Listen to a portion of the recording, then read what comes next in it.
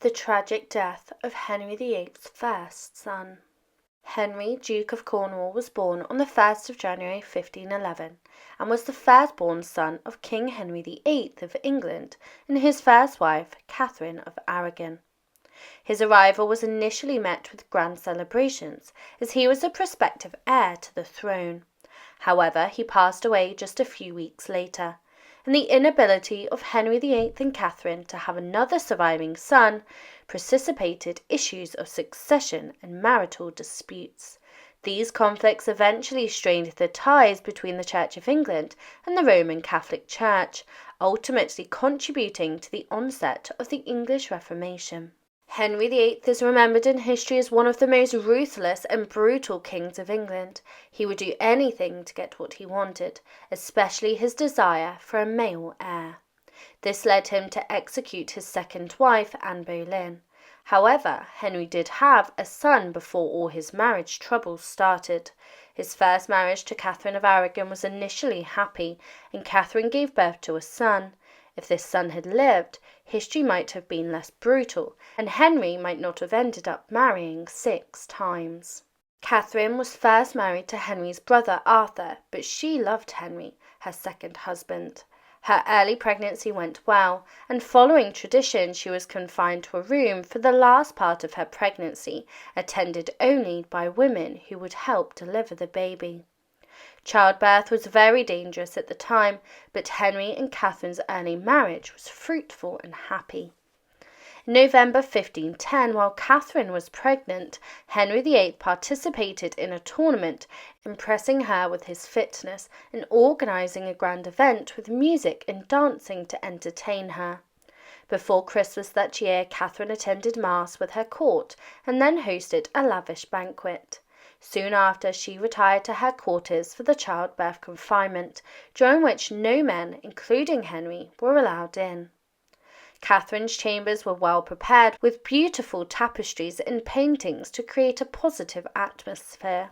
A font from Canterbury Cathedral was brought in case the baby needed a quick baptism, and on New Year's Day 1511, Catherine gave birth to a son, fulfilling Henry's great desire for a male heir who he hoped would succeed him and continue the Tudor dynasty.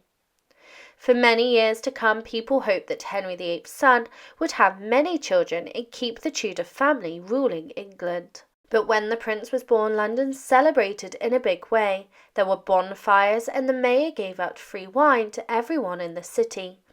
Next to the Tower of London, cannons fired to celebrate, and the midwife who delivered the baby received a large reward. Catherine of Aragon must have been very pleased with herself because she had successfully given the King of England a male heir. She watched her ladies wash and wrap the baby, who was then placed in a big cradle. Catherine rested in bed and welcomed guests, including her very happy husband, Henry VIII.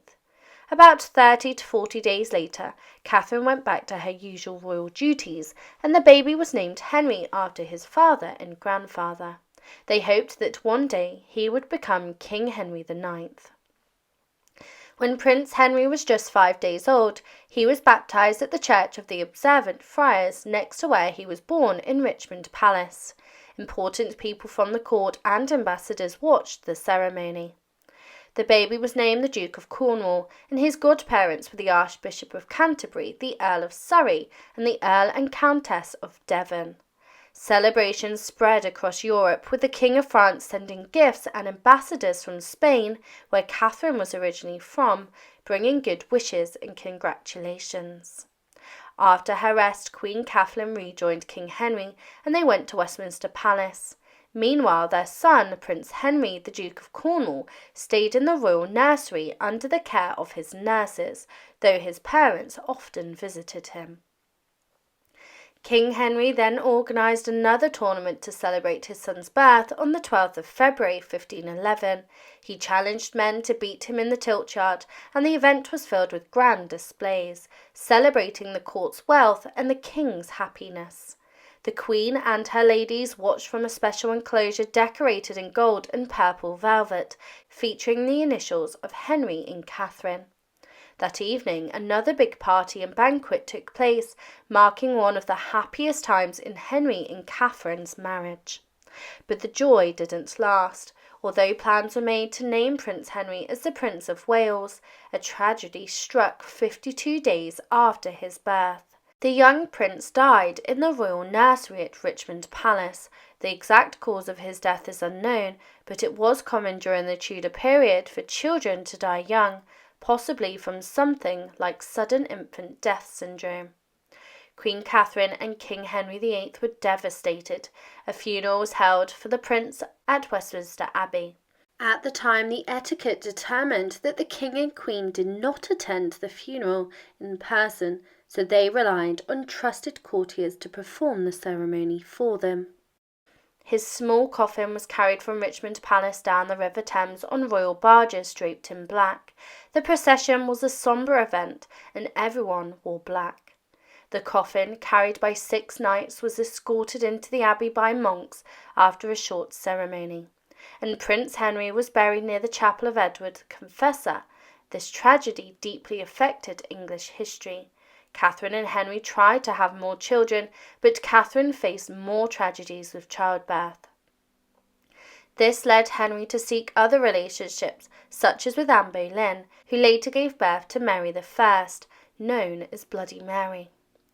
When the new high altar was being constructed in the 1860s, a small lead coffin of a child was found in the northern part of the step in front of it. This may have been the young Henry's coffin, but it was not disturbed, and there is no marker. Henry VIII's complex personal life would lead England through a time of executions, religious turmoil, and brutality. The death of Prince Henry was one of the most tragic events in King Henry VIII's life, and the grand celebrations after his birth had shown great hopes for his future, but these were dashed with the death in the nursery. Thank you for watching. Please leave your comments below.